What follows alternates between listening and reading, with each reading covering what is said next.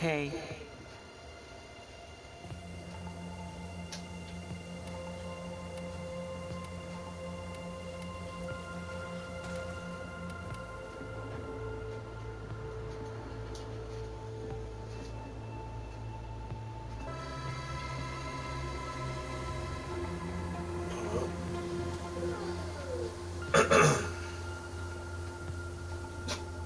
What?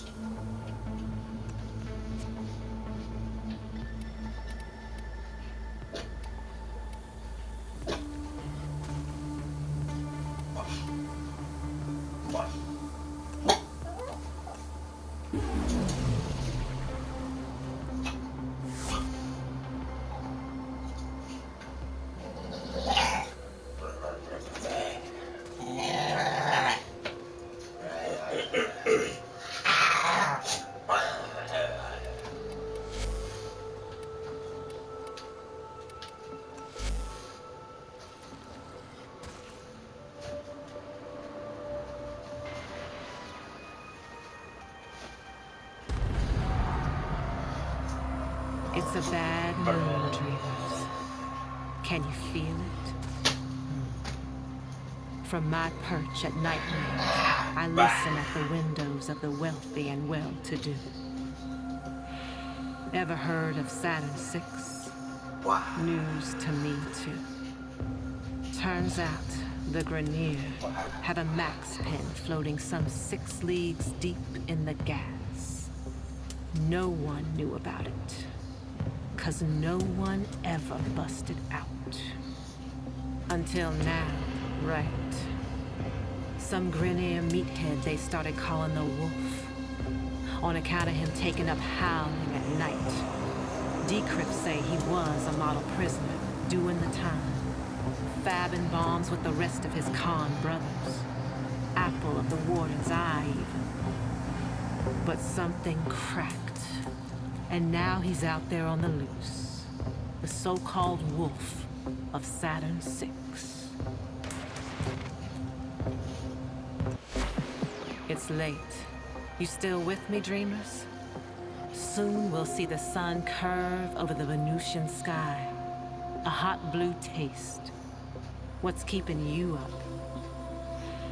For me, it's the gap waves. All abuzz with the doings of a certain big, bad wolf. Why didn't he run? Why didn't he hit that solar rail as far as it would take him? Instead, he's stalking those soul-bare money huggers round Jupiter. My birds are saying the Corpus Net got flipped. A system-wide message from the wolf. Deliver, guard. Where'd a meathead learn a trick like that? And who's gone? Baby, you can guess. He's the warden of Saturn VI. A big man, too well-dressed for his station, too well-fed for his rank. And he's in the solar wind, too. Think he knows how the wolf came to howling?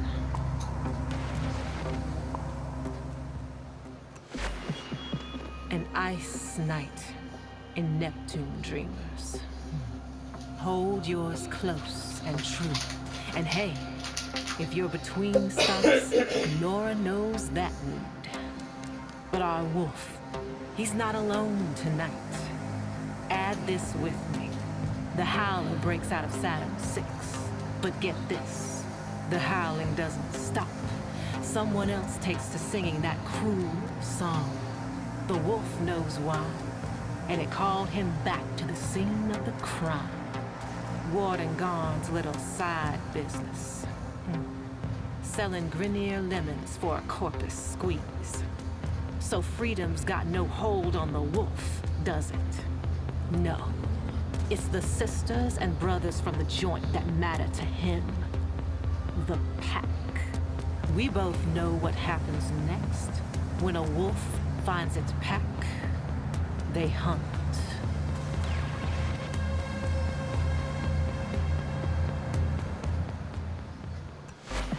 The message read, Garn is yours. An anonymous gift. I know what this looks like. But the wolf's too cold for revenge. The Grineer appoint wardens for life. The wolf had no choice but to shorten the term. Not payback. Just never again. But it was too easy. Days like these, an easy meal means you're taking someone's bait.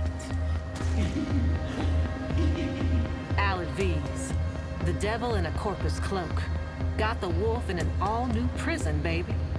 Only this one's not made of bars. It's made of chemicals.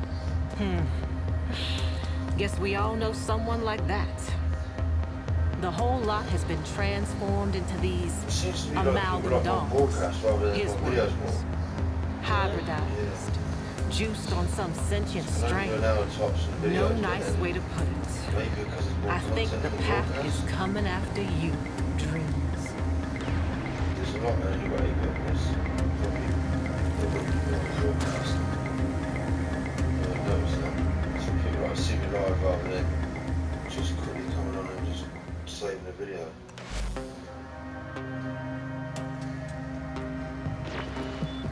Passing by that Mercury Junction, shimmering hot tonight. Word on the grid is the devil's got his due. Should have known. We saw the signs, didn't we? Sure, the wolf got tougher. But more than that, the wolf got smart. Got a pack together. Worked the Corpus Crypto. He's his own man now. Leaving no more tracks. Is this the end? Dreamers? I hope so. But if I were you, I'd keep an ear out. 'Cause one of these days you just might hear that howl come around your shoulder. This is Nora Knight, signing off. Stay deadly, dreamers.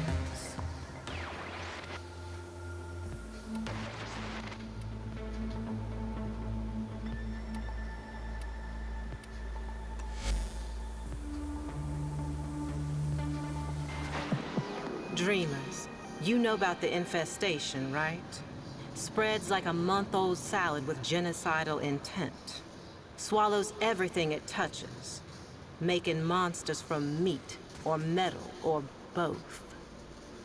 Well, these days it's mostly contained. Spores as old as stone, derelicts drifting in forgotten orbits. So it was with old Kanga. Somehow exposed and promptly cast out. Woke up on a blessed cage drop down to Eris. But should some sad soul catch the gray vein, well, every culture has its plague dogma. But maybe there's something more to this infestation, something we all missed.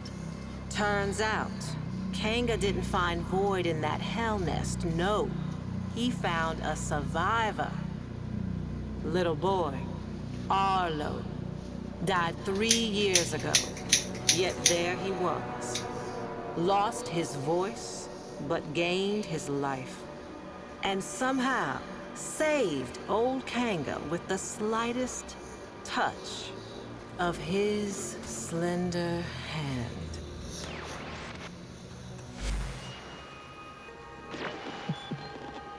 My mother was a cynical woman, smart as she was cruel. Nora, she said, no disease spreads faster or further than the ones in our head. She was talking about ideas. Mine was that old Kanga and his Wonder Boy would have been splayed out in some biotrader's lab by now, or blood studies for the Grineer Command. Dreamers, I was wrong. Kanga's gray vein was just the beginning. White lung, parasitic liver, clone rot, even bone spurs. Turns out this kid, Arlo, is a healer. So many questions. An idea like that is like a flare dropped in Vol gas.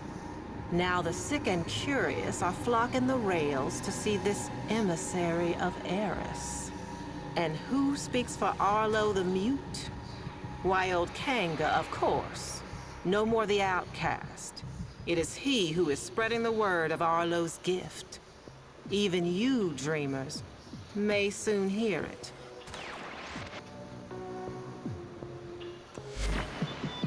Whether you're bad news first or bad news last, tonight I got you covered, 'cause bad news is all we got. This emissary's word is spreading fast. A hot fever. Some are going to extremes to prove their devotion, trying the spores for themselves, and they're finding it too. Some lunatic spikers jacked the solar nav and flagged the derelict zones for all to see. Old haulers and new hopefuls out there are proving just how smart most people aren't. Yet Kanga's ranks are growing, arming themselves for the safety and security of our emissary, setting the stage for a great assembly to come. Buzz is,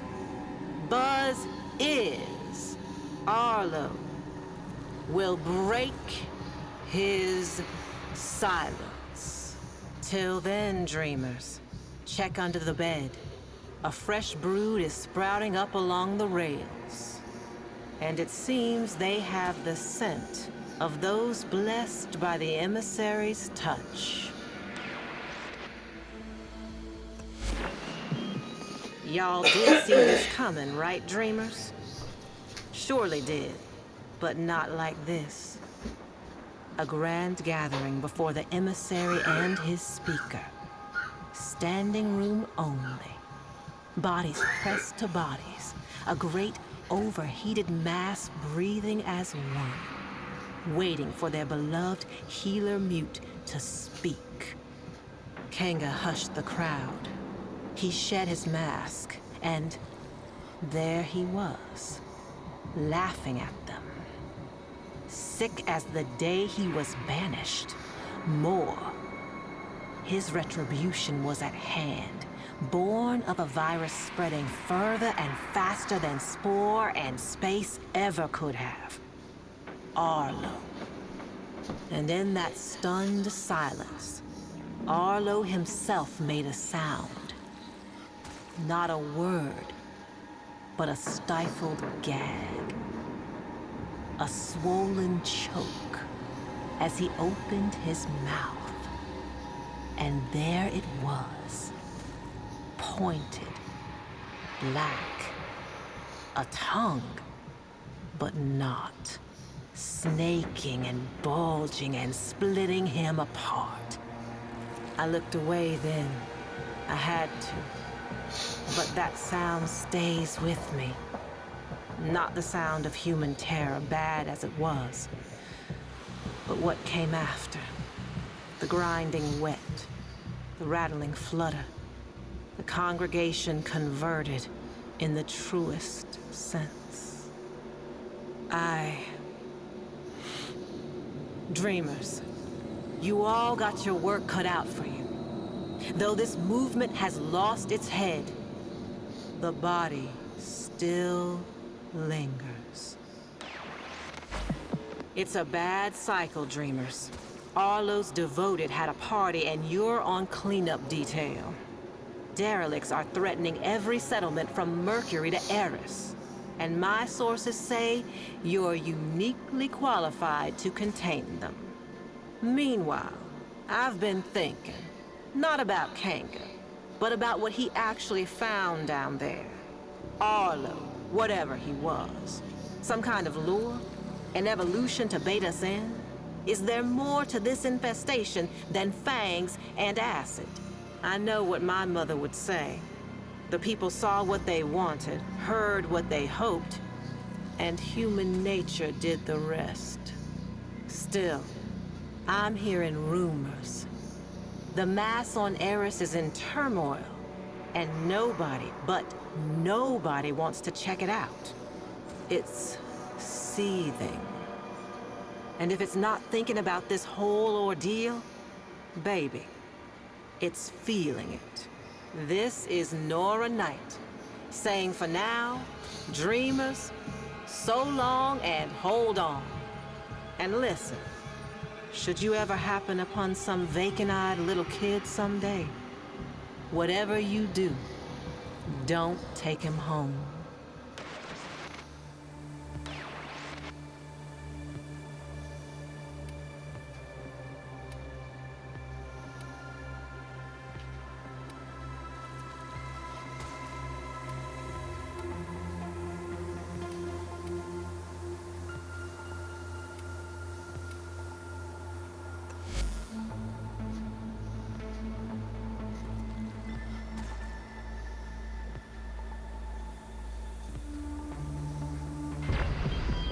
Heard of those cubes?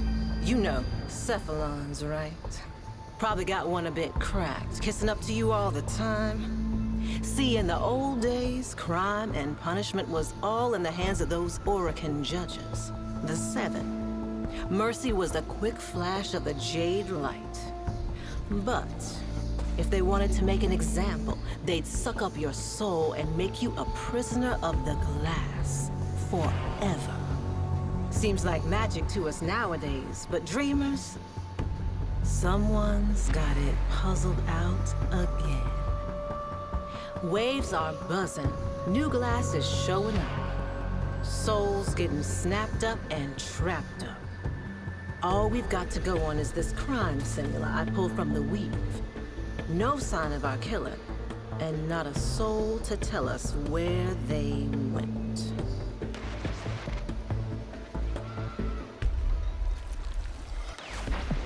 Glass is still turning up, dreamer. But you already knew that, didn't you? Probably ran into a few cephalites yourself. Partial glass, like a cephalon interrupted. Well, it seems they're on the move now, changing course. Why? Here's the only lead we have. A new crime scene I managed to grab before the taxmen moved in. Solo gig on a Corpus A train. You know what to do. Work the evidence. Piece it together. See how it connects. It's the only way back to that twisted weave. It's the only way to find out who's behind this and put a stop to it.